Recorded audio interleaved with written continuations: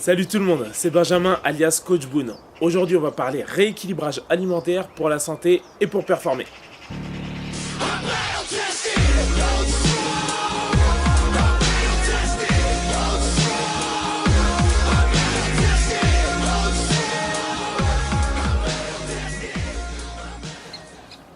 Alors, avant de parler de rééquilibrage alimentaire, j'avais fait une vidéo justement explicative pourquoi il faut miser sur des aliments vrais et pas des aliments transformés, aliments industriels, etc. Donc je vous mets le lien ici si vous voulez plus d'informations, plus de détails dessus. Donc comment on va composer notre assiette pour rééquilibrer notre alimentation? Alors, je m'excuse pour le dessin, vous connaissez mes talents artistiques, pour ceux qui suivent mes vidéos.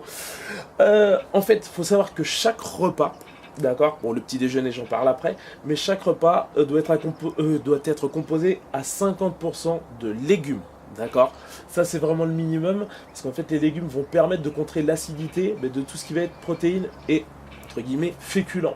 D'accord. À partir du moment où on retrouve une bonne balance, ça va permettre de limiter l'acidité qui est vraiment nocive pour le corps à long terme. Donc, en termes de quantité, les protéines, ça reste un indicateur, c'est adapté, il en faudra plus, notamment quand on est sportif. Bref, l'indicateur, ça va être la paume de la main, d'accord. Donc, à partir du moment où j'ai ce repère, je sais quelle quantité de protéines il va me falloir. Bien évidemment, si j'en mets un petit peu plus, si justement je suis sportif.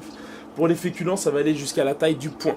D'accord. À partir du moment où vous allez faire ça, vous allez avoir déjà un meilleur équilibre. Après, ce sera affiné en fonction de votre ressenti et de vos envies.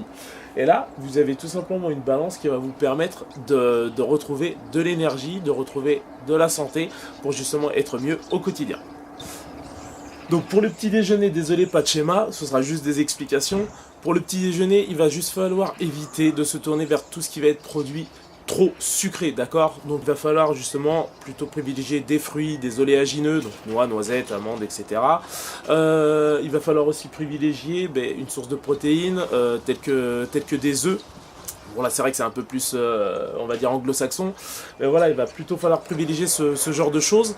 Et si on veut consommer des céréales, on évite les céréales transformées, on va plutôt privilégier des céréales anciens, comme l'épeautre, l'avoine, le seigle, ce genre de choses, que ce soit sous forme de pain ou de flocons, enfin de céréales, on va dire, non transformées.